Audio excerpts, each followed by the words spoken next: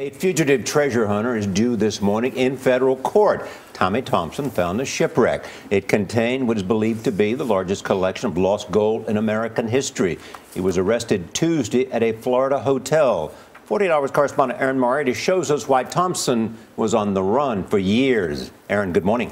Good morning. This is such an odd story because Thompson is said to be a brilliant engineer, but he's been the subject of an international manhunt ever since he vanished in 2012. He's in a bitter legal dispute with investors who say they haven't received a single cent from his very lucrative discovery.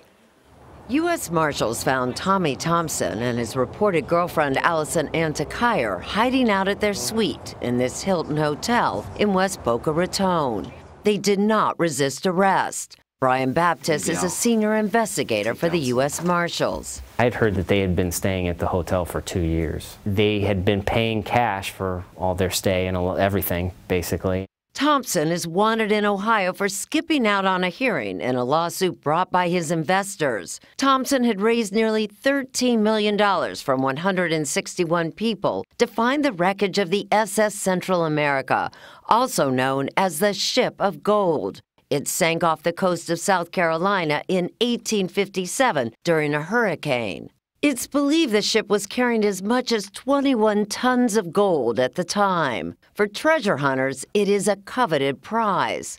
Thompson, a pioneer of deep-sea exploration techniques, discovered the wreck in 1988, about a mile and a half below the surface.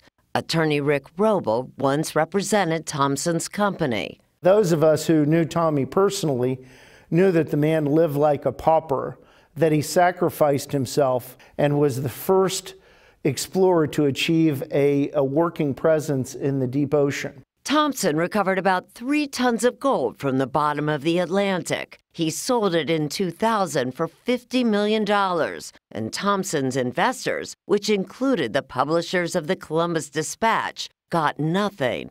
Roble says all the proceeds were used to pay the bills for the expensive expeditions and various lawsuits. Over $43 million in debt to one company, $4 or $5 million in debt to another company.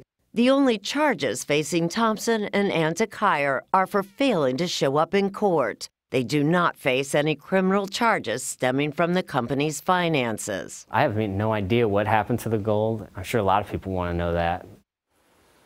Investors may still get a return. There may be as much as 18 tons of gold still in the wreckage. Thompson's company is in receivership, and there are still plans to go for the gold.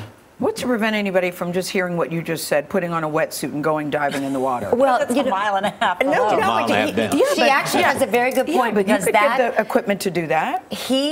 One of his arguments is that these investors had given away information. That's one reason why he said he hadn't paid them, and that anybody could go down and get it. But in fact, I mean, it is a mile and a half. He is considered to be very brilliant but quirky. He's the one who created this amazing remote control vehicle to get the gold, but he's quirky. Interesting. You can say that. Yeah. That's one word to use. Thank you, Erin.